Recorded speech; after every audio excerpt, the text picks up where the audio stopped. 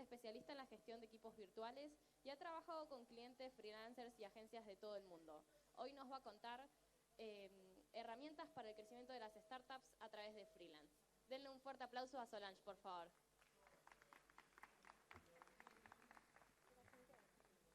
Gracias. ¿Qué tal? Muy buenas noches. Gracias por haberse acercado a esta charla.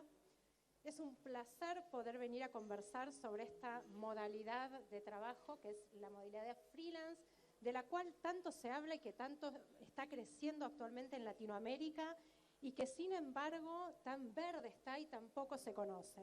Primero que nada, ¿se me escucha bien? ¿Sí? ¿Me escuchan perfecto? Genial, gracias. Para los que son un poco más nuevos en esto del freelancing, vamos a empezar por definir qué es puntualmente un freelancer, porque escuchamos tantos términos: freelancer, trabajador remoto, trabajador digital, nómada digital, que se nos hace un poco una ensalada de quién es quién. El término freelancer viene del medioevo, de los lanceros de caballería. La mayoría de los lanceros pertenecían, sí, y peleaban por un solo rey y una bandera. Pero también había grupos de mercenarios, o sea, de lanceros que ofrecían sus servicios al mejor postor. Y de ahí que viene el término freelancer, lanceros libres. Entonces, en la actualidad decimos que un freelancer es cualquier profesional, ¿sí?, que ofrece sus servicios de manera independiente sin generar una relación a largo plazo y exclusiva con ningún empleador, ¿sí? Es condición excluyente. Por ejemplo, la diferencia con un trabajador remoto.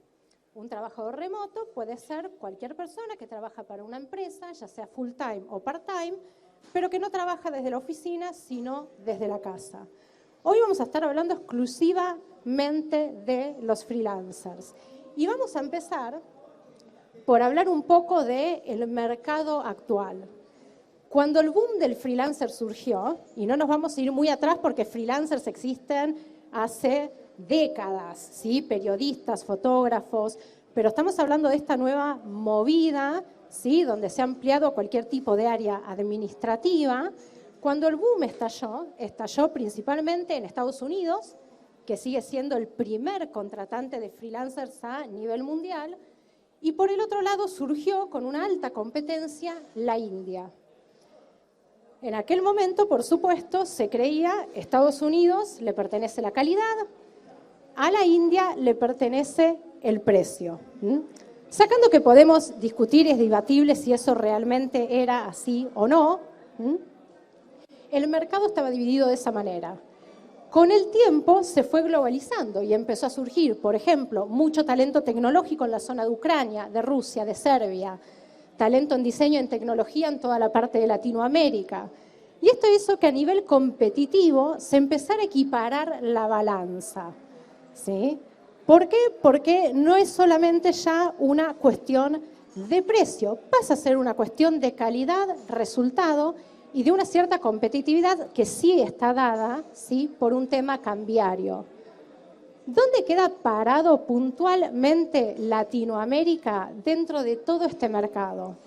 Bueno, podemos decir que Latinoamérica está en este momento al 10-15% de su potencial como mucho. Está muy, muy verde. Nosotros pensamos en Latinoamérica la palabra freelancer y pensamos programador, pensamos diseñador. No salimos mucho más.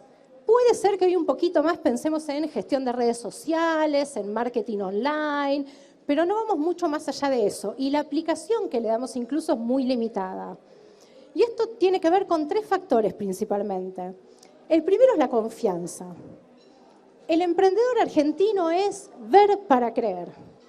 Si yo no te tengo acá y no trabajás conmigo y no compartís el espacio, ¿cómo sé qué estás haciendo? O sea, ¿para dónde sé cómo va el proyecto? ¿Sí? Tienen todavía al momento de contratar esa necesidad de una relación muy, muy, muy inmediata. Por otro lado, también una falta de conocimiento, ¿sí? No tenemos claro qué podemos contratar en el mercado, de qué manera se contrata, bajo qué condiciones se contrata, ¿sí? Nos es muy ajena la dinámica de trabajo distribuida y virtual, ¿sí? Y el tercer factor no está del lado del que contrata, está del lado de los freelancers, que es la falta de oferta. Muchas veces cuando finalmente una empresa se anima a tomar un paso y a salir a contratar freelancers, se encuentra con que del otro lado no hay oferta, ¿sí? Supongamos que publican un proyecto, y vamos a decir publican porque tomemos como ejemplo que utilizaron una plataforma. Muchas veces pasa que hay una propuesta. Es muy difícil elegir uno de uno, a veces hay 5.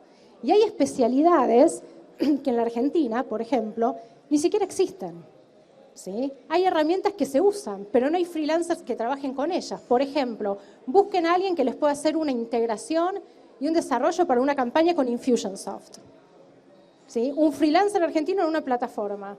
No hay, no digo que no exista en la Argentina, digo que no está dentro de ese mercado que le permite a la empresa contratar, ¿sí?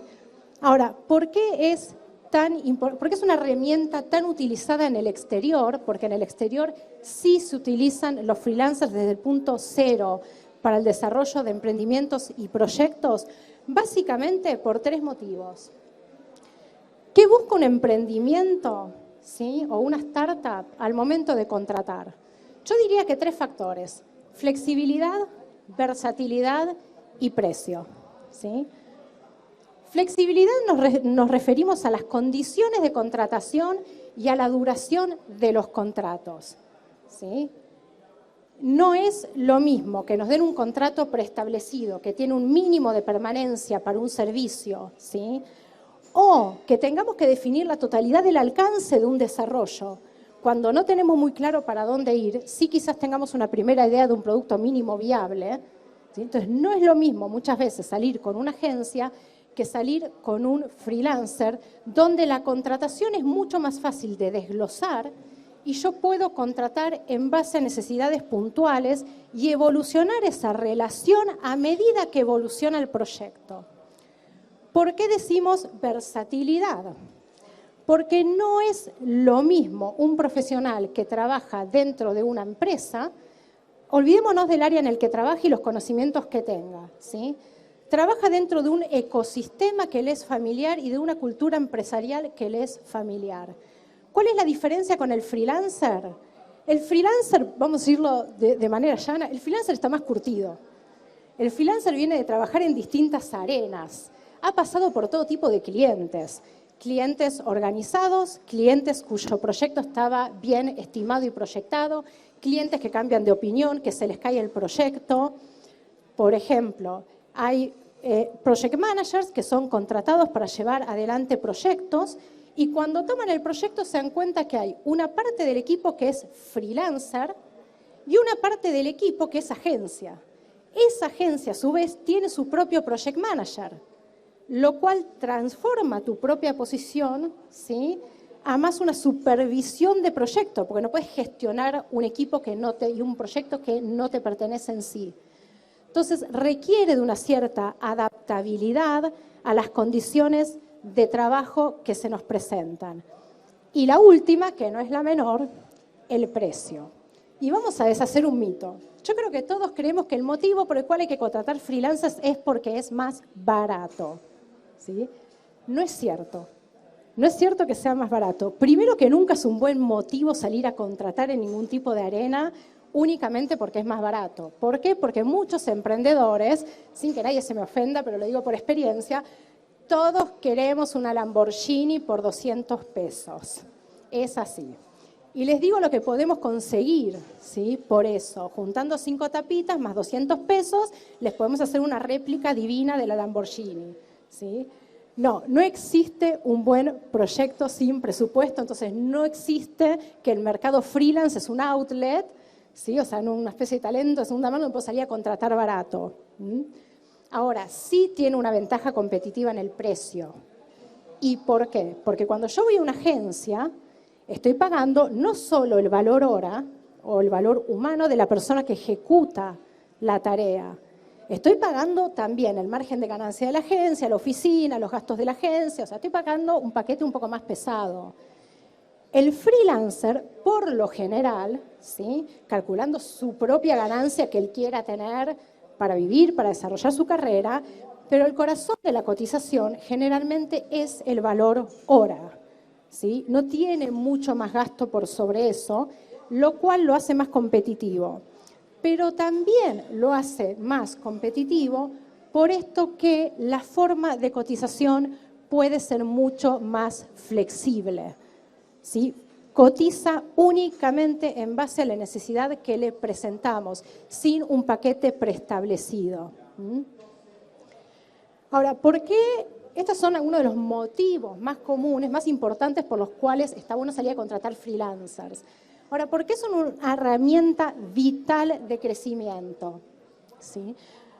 Porque, sobre todo en el desarrollo de una startup y de un emprendimiento, necesitamos crecer progresivamente y necesitamos tener la oportunidad de experimentar. Y para un emprendimiento, para una startup, pero incluso para una pyme, por un lado es muy difícil estimar cuándo es el momento justo para salir a contratar, ¿sí? Es muy difícil. Al momento de traer una persona full-time o part-time en relación de dependencia, ¿este pico actual que tengo de actividad va a ser permanente? ¿La necesidad que tengo en este área va a ser permanente? E incluso hay un factor que influye mucho más allá de todo esto, que es muy difícil estimar cuánto tiempo van a llevar esas tareas, ¿sí? Entonces es muy común que las pymes empiezan a crear híbridos. Y por híbridos me refiero, yo hace muy poquito tenía un cliente que necesitaba un gestor de proyectos. Entonces me llamó, me dijo, no sé si me das una mano para buscarme uno. Y le dije, lo que pasa es que en este momento, si vos contratás a la persona, ¿sí? En un principio es cierto, la persona no conoce la empresa, no conoce los proyectos, no hay procesos y le va a llevar un cierto tiempo. Ahora, en cuanto eso esté montado y conozca la empresa, no tenés carga laboral que le lleve más de 2 horas por día. Es la realidad. ¿Qué va a hacer todo el día? Entonces me llaman a los 2 días y me dicen, mira, estuve pensando que también tengo otra necesidad. Me dice, y es en la parte administrativa. Y vi un perfil de este pibe que hace gestión de proyectos, pero también tiene un MBA. Entonces capaz me puede llevar el cash flow. ¿What? No creo que te quiera llevar el cash flow ni la caja chica. O sea, no están relacionados. ¿Cuántas veces vemos nosotros en una pyme, por ejemplo, que hay un asistente que es genial, que es hiperversátil, que nos hace todo, la administración, la selección de personal?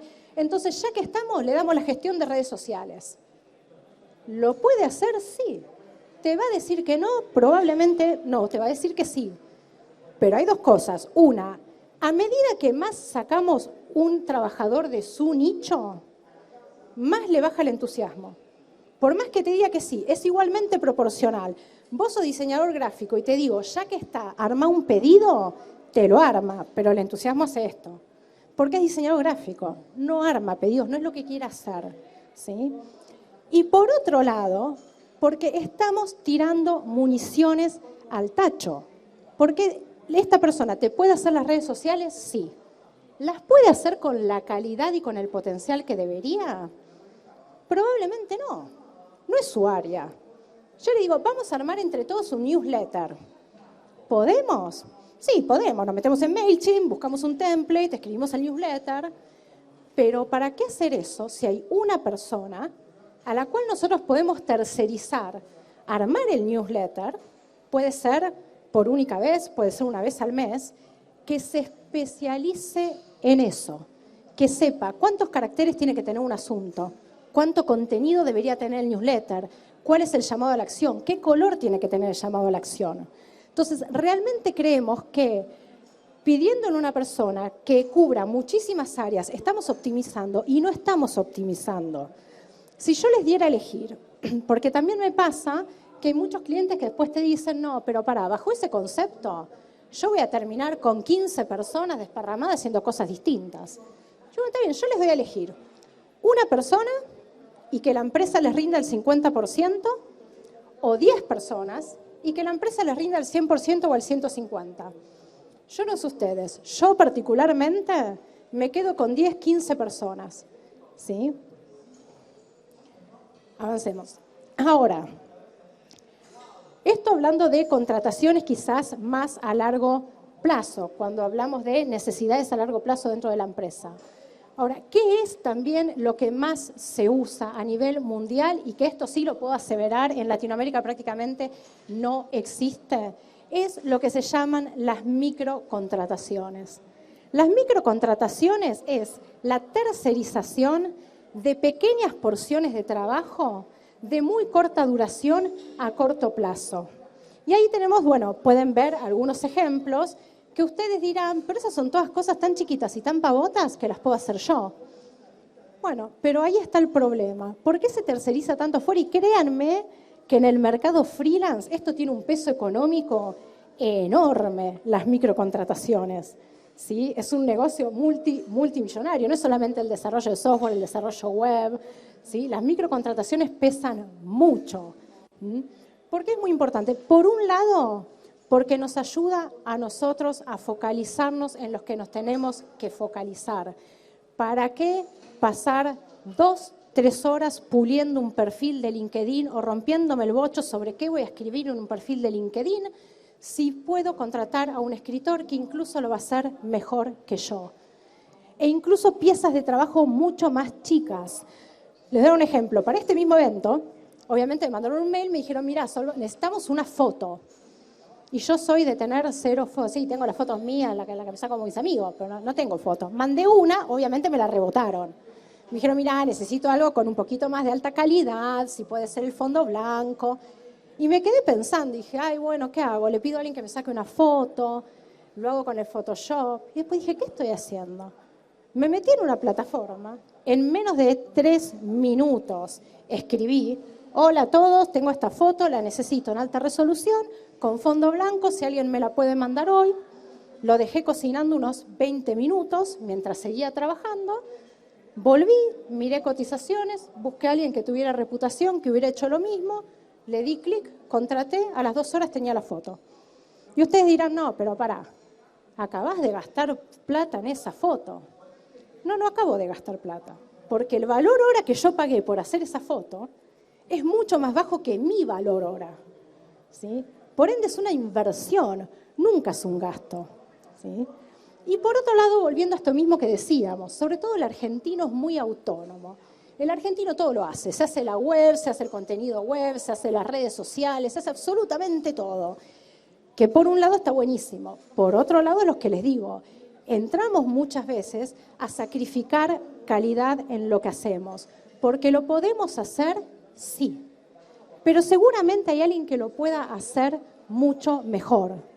Ahora, no hay que tenerle miedo a las microcontrataciones. A mí me ha pasado de hablar, por ejemplo, con fábricas que están empezando a montar e-commerce, o sea, empiezan a poner un primer pie en lo que es el comercio digital, y empiezan. Tendríamos que buscar dentro de la empresa quién nos puede subir los productos a la tienda e-commerce o preguntarle al programador. Y lo hacen a corta, contrata un data entry. Y te contestan, pero no conoce el rubro, no conoce la industria. A ver, es un e-commerce, no una nave espacial. O sea, los productos son productos, tienen atributos, descripciones, SKU, precio, no importa la industria. Y el data entry, eso lo tiene claro. El data entry ha pasado por todos los productos que se les pueda ocurrir, por todas las plataformas e-commerce que se les pueda ocurrir, y lo hace rápido y efectivo. Pero ¿esto qué significa? Que necesita de nosotros, o sea, de la parte contratante, ¿sí?, mucha capacidad de decisión y mucha confianza. No solo confianza en el freelancer, confianza en el sistema y confianza en las decisiones que tomamos. Porque si hay algo que sí tiene como característica principal la microcontratación, es que no la podemos arrastrar. Si yo cada una de estas pequeñas porciones de trabajo me voy a tomar una semana para pensar qué quiero hacer, a quién quiero contratar, qué perfil me pareció bien, ahí es donde yo soy un ancla para mi propia empresa, ¿sí? O sea, el truco de poder optimizar y seguir siempre para adelante y ganar calidad en todas las áreas es poder contratar de manera ágil e inmediata. Ahora, yo no estoy diciendo que sea ideal contratar freelancers para todas las áreas de las empresas y para todas las empresas. No es cierto, no es que una cosa es mejor que otra, son simplemente cosas distintas, ¿sí? Lo que pasa es que sí, se ve hoy en día en muchas pymes y en muchas startups que directamente no se considera como opción y ahí es donde dejamos de optimizar recursos y frenar un poco los proyectos. Hablando de decisión y confianza, ahí es donde entran a jugar, sobre todo para las microcontrataciones, las plataformas freelance, ¿sí? ¿Quién conoce plataformas freelance? De todos los presentes. ¿Qué conocen? Upwork, Nuvelo, Workana, freelancer.com, bien. Está Gurú, está People Per Hour, son varias. Para los que no las conocen, básicamente una plataforma freelance es un marketplace de servicios freelance, ¿sí? Donde las empresas publican sus proyectos, sus necesidades. Del otro lado, los freelancers envían propuestas, cotizan, el cliente elige y contrata, ¿sí? Tiene básicamente casi todas, la base de funcionalidad es la misma. Varían en cosas muy pequeñas, en algunas se puede contratar por hora porque tienen trackers propios, en otras no se puede, pero el fundamento es siempre el mismo. Yo contrato, ¿sí? Si voy a precio fijo, subo la plata en garantía, ¿sí? Y únicamente cuando termina el trabajo, si estoy conforme y se termina el contrato, se libera el dinero. Muy parecido a cómo funciona Mercado Libre con Mercado Pago, salvando la diferencia que no estoy diciendo que los freelancers sean mercadería, pero digamos que la dinámica es muy similar, ¿sí? ¿Cuáles son las ventajas de la plataforma? Que es muy difícil hacer una microcontratación fuera de una plataforma. Yo diría que es casi imposible. Si yo necesito algo, una necesidad muy puntual, algo que le pasó al sitio web, con el programador no tengo más contacto, no está disponible, no lo encuentro y necesito trabajar solamente en eso. Hacerlo por fuera de una plataforma es muy difícil porque ¿dónde salgo a buscar? ¿Qué empiezo a hacer? ¿A mandar mensajes en LinkedIn, WhatsApp a la gente que conozco? ¿Sí? Es muy, muy difícil. Entonces sirve como pool concentrado de talento, ¿sí? Y donde yo gran parte de ese reclutamiento también me lo ahorro, porque el freelancer ya tiene una cartera y tiene una reputación con la que yo puedo contar. Y voy a romper una lanza por las plataformas, porque yo sé que sobre todo en el mercado latinoamericano, a las plataformas a veces no se les tiene o muy buena reputación o mucho amor, porque sobre todo al lado del freelancer se escucha, es imposible conseguir trabajo en una plataforma porque siempre hay alguien que pide 2 pesos. Bueno, eso es muy relativo, ¿sí? Eso pasa mucho, sobre todo cuando uno es nuevo, uno después encuentra su nicho, puede crecer. Hay muy buen talento en las plataformas y si me preguntan, por lo menos a mí, es una herramienta infalible. Yo no podría vivir sin las plataformas, no solo para trabajar, pero sino sobre todo para contratar. El único truco que tiene, por ejemplo, están mirando freelancers para un cierto trabajo, empiezan a mirar la reputación. Es nada más importante chequear que la reputación que tenga esté relacionada a lo que quieren contratar. ¿Por qué? Pues yo puedo buscar a alguien que escriba artículos de blog. Entro a ver el perfil. Tiene 5 estrellitas. Tiene un perfil fantástico. Empiezo a leer en qué trabajos consiguió ese perfil y ninguno está relacionado a hacer artículos de blog. Entonces, ¿tiene un perfil divino? Sí. ¿Es lo que estoy buscando? No. Pero más allá de eso, ¿sí? Es una herramienta muy inmediata que permite cubrir necesidades y resolver en muy corto plazo. Siempre tengan en cuenta también que hay conversaciones de por medio, no es que nadie tiene que salir a elegir a ciegas, ¿sí? Se conversa a través de la plataforma, por Skype, como quieran, o sea, la relación sigue siendo a uno, como en cualquier tipo de contratación. Y esto nos deja con lo más importante, que es algunos conceptos generales sobre, para mí, cómo funcionan las relaciones digitales. Y digo en general porque la verdad que no tenemos mucho tiempo y cada uno de estos son temas que dan para 1 hora cada uno, ¿sí? El primero de ellos es la claridad, ¿sí?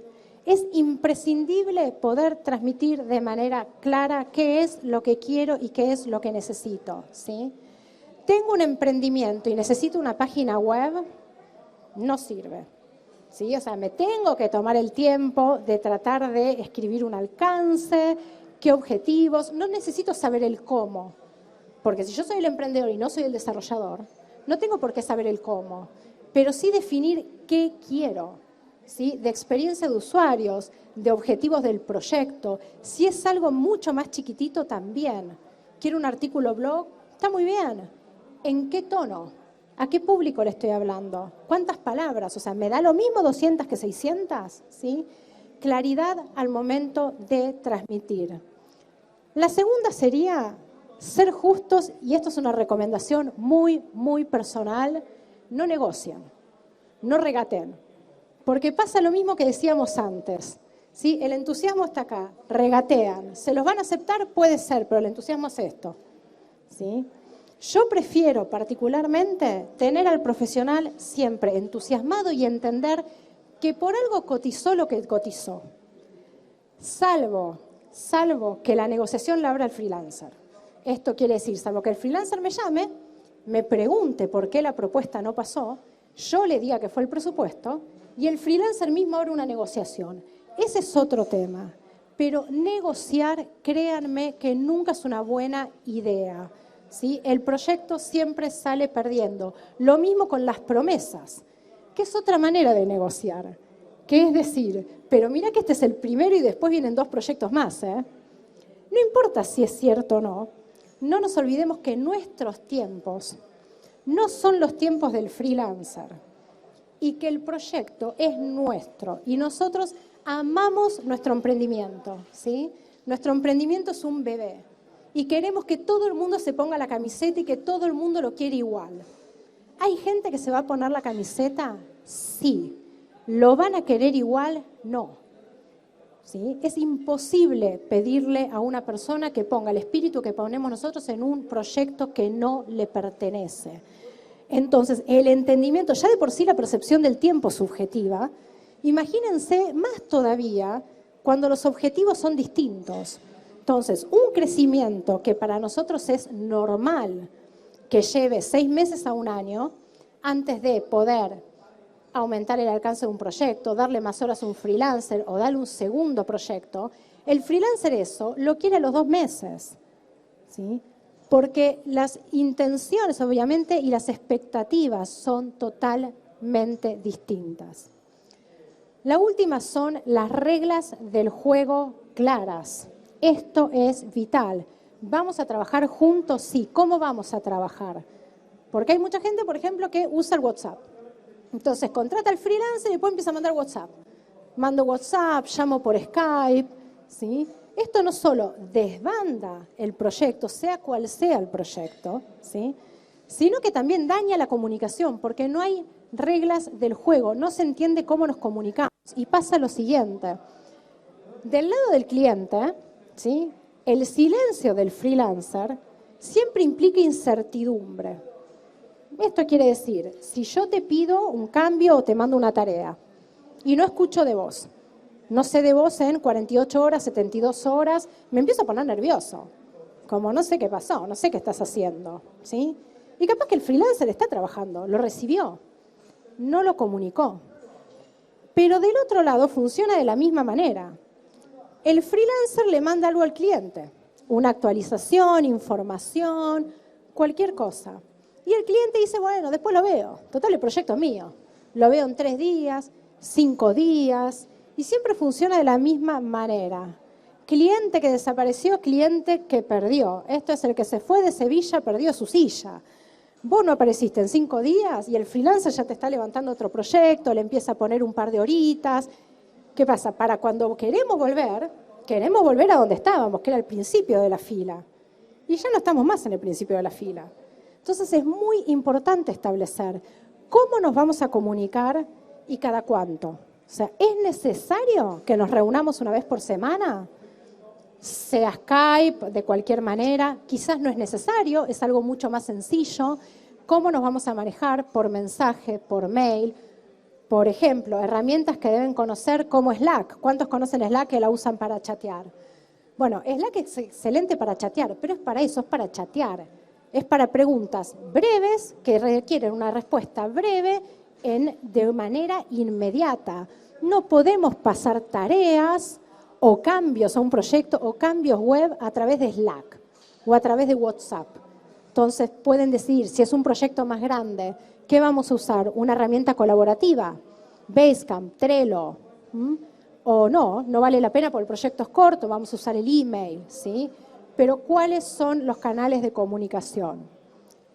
El tono de la comunicación es todo. Podemos decir que la base del proyecto y de la contratación siempre es el resultado, por supuesto. Si no tengo el resultado, no me importa que genial haya sido el resto ni qué copada sea la persona, por supuesto. Dicho y esto, el 60% del éxito de un proyecto siempre es la comunicación y la relación y el otro 40% es la ejecución. Y esto sobre todo del lado que contrata. ¿Por qué? Porque el freelancer no siempre, pero muchas veces suele ser un poco más cuidadoso porque quiere cuidar el cliente, ¿sí? La parte contratante, al ser el que contrata, se siente un poco más libre, ¿sí? Y podemos descuidar un poquito la comunicación. Esto quiere decir, sobre todo para los que van a salir en algún momento quizás a contratar en el mercado internacional.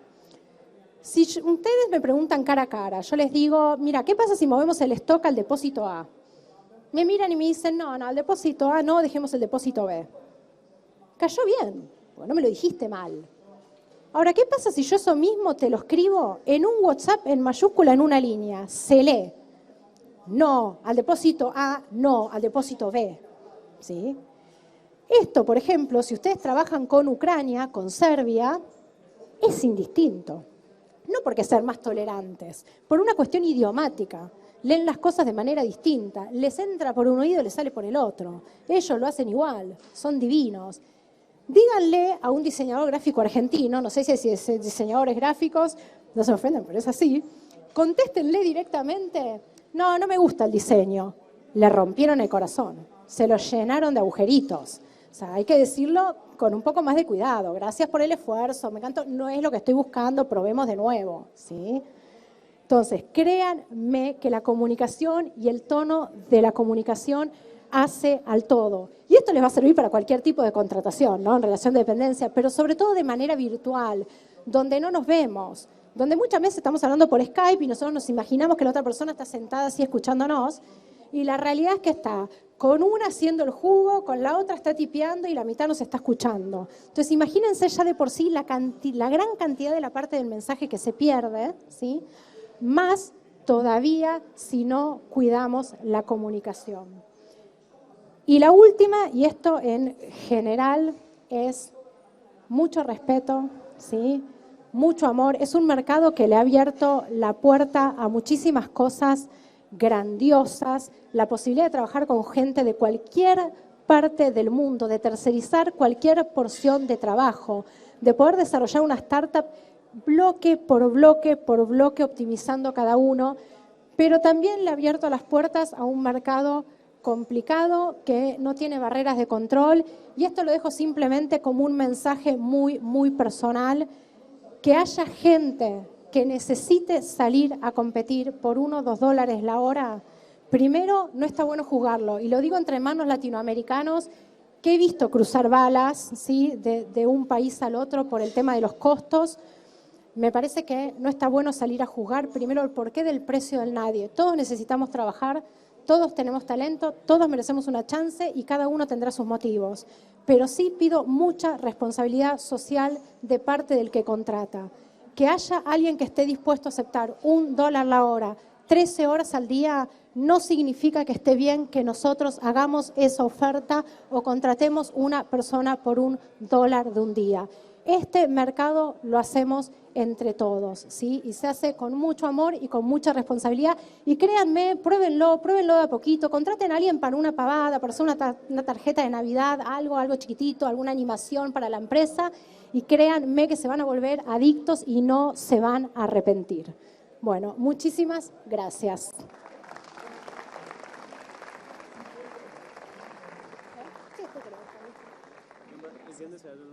Yo no sé.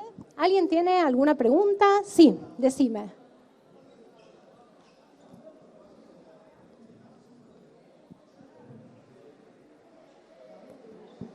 Hola. La primera pregunta me quedó pendiente, o me gustaría por lo menos conocer cuáles son las plataformas, porque no conozco ninguna.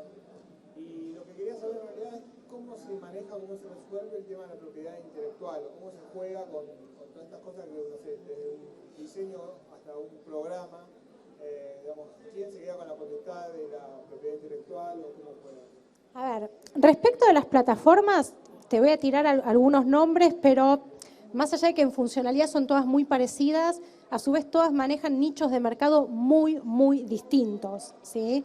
Upwork, podríamos decir que es un poco el padre de las plataformas, y el resto de las plataformas que me escuchen me van a odiar, pero es cierto, es el hijo de Elance y Odes, que es el mercado más grande que existe.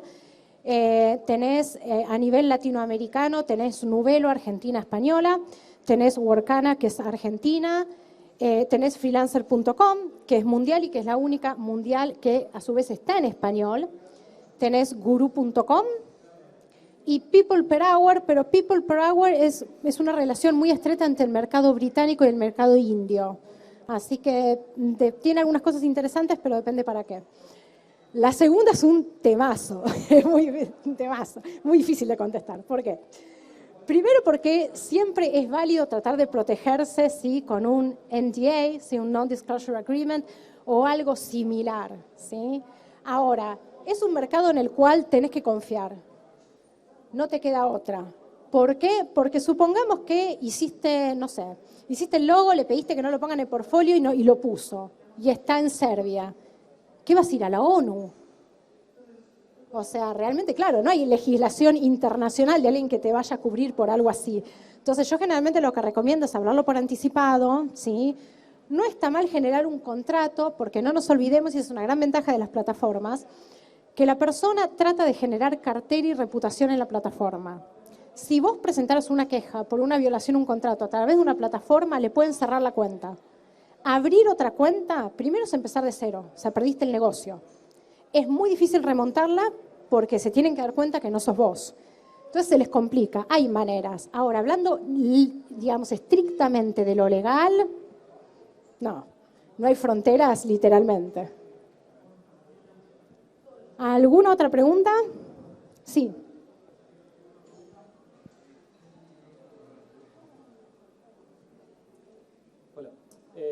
Con el tema también de las plataformas, no trabajo por internet, es decir, trabajo mismo con clientes, soy de Uruguay y el boca a boca allá funciona excelente, pero tengo un trabajo fijo y me gustaría como dejar eso y ser freelance.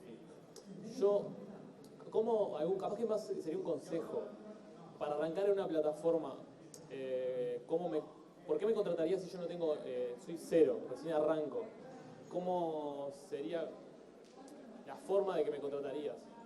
Hablando del precio, ¿no? Tampoco Sí. No, es que no necesariamente tiene que ser el precio. A ver, por supuesto no vas a poder salir con tu valor óptimo. Esto quiere decir, por lo menos los primeros 2 proyectos los vas a tener que sacrificar, no de regalarlos, pero sí de sacrificar un poco de margen de ganancia. Ahora, la primera respuesta que te doy es, todos tuvimos el primer contrato. Nadie arrancó de 2, nadie arrancó de 3. Lo cual ya prueba empíricamente que es totalmente posible. ¿Cuál es la manera más rápida? Y es la más difícil para muchos freelancers, que es encontrar la ventaja competitiva, ¿sí? Es el diferenciador. Eso es lo más difícil, porque les voy a dar un ejemplo. Uno pide una propuesta de desarrollo web en la Argentina, son todas iguales. No te miento, son todas iguales en formato, en estructura y en contenido. Puede variar en contenido, la tecnología, la oferta, o sea, de qué manera vamos a hacer el desarrollo y, por supuesto, el precio. Ahora, en estructura son todas iguales. Y no nos olvidemos que muchas veces el cliente compra una historia, compra valor agregado, no compra únicamente información. Y esto pasa, por ejemplo, si yo tengo que recaudar fondos, y esto está comprobado, o sea, se han hecho estudios, si yo voy y presento datos duros, recaudo menos plata que si muestro un video y cuento una historia. Lo mismo pasa en el mercado freelance, ¿sí? Es en una propuesta, aparte de contestar el qué vas a hacer, cómo lo vas a hacer y cuánto lo querés cobrar, ¿sí? Es transmitir valor. Tenés que poder responder la pregunta, ¿por qué a mí? ¿Sí? Lograr empatizar con el cliente y qué gana el cliente, ¿sí? ¿Qué sabes hacer? Ya lo dice tu perfil. ¿Qué vas a hacer? Lo dice la propuesta. Ahora es ¿por qué a vos? Y es buscarle esa vuelta de tuerca. ¿Cuál o cómo? No te lo puedo contestar acá porque es muy individual, o sea, depende de lo que haces, cómo lo haces, cuál es tu personalidad y muchísimas cosas más. Pero traten de pensar por fuera de la caja y decir, le tengo que lograr hacer entender al cliente el por qué a mí. Y para darte un ejemplo, yo las propuestas que envío, pero no solo a través de las plataformas, sino las que yo mando a mis clientes, ¿sí? Tiene una sección que se llama ¿por qué contratarme a mí? Literalmente, ¿sí? No sirve para todas las profesiones ni para todo lo que uno haga, pero no tengan miedo de tener esa beta comercial, ¿sí? De presentarle al cliente cuál es el beneficio y la ventaja competitiva. Y créeme que va a salir la primera, tarde o temprano, porque siempre sale. ¿Alguna pregunta más? Acá adelante. Una cosita, yo estoy metido en el tema de más que nada de la programación. Quería saber de todas las plataformas cuál es la que más se destaca en ese rubro y si es conveniente abocarse a alguna plataforma destinada al mercado nacional como para marcar y para tener ciertas garantías que te puede dar, o no hay distinción en cuanto a Latinoamérica o el mundo a la hora de apuntar la plataforma. Bien, la primera pregunta, ¿sos bilingüe? Mazo, o sea, no. Porque vamos a hacer una aclaración. Para este mercado, el First Certificate no cuenta. O sea, hay que tener una cierta fluidez. Depende para qué. Ojo, hay programadores que son muy especializados o administradores de sistema, por ejemplo, que son excelentes, donde uno les tiene permitido que con el inglés sean más o menos, ¿sí?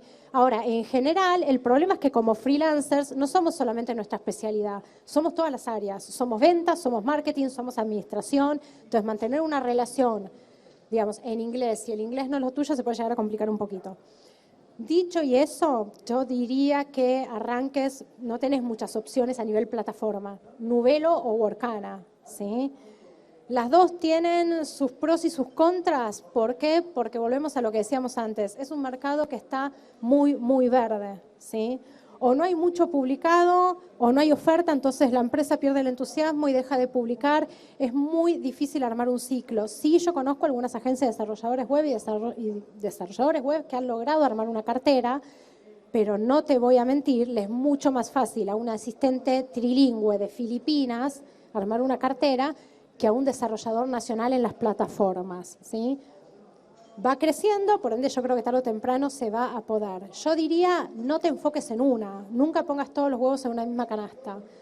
Le tenés que poner el tiempo que necesita, es como desarrollar cualquier emprendimiento. Le tenés que poner tiempo a pulir el perfil, a pulir propuestas y a jugar en todas las arenas que puedas. Una vez que arranques, vos vas a saber dónde está tu nicho, qué te rinde y qué no. ¿Sí? Yo, por ejemplo, ¿uso todas las plataformas? No, la verdad que no. Uso una y el resto trabajo por afuera. Pero eso te vas a dar cuenta con el tiempo. Arrancá con todo lo que encuentres, tira fichas para todos lados. ¿Mm? ¿Alguna pregunta más? ¿Estamos? Bueno, gente, muchísimas gracias por haberse quedado. Espero que lo hayan disfrutado.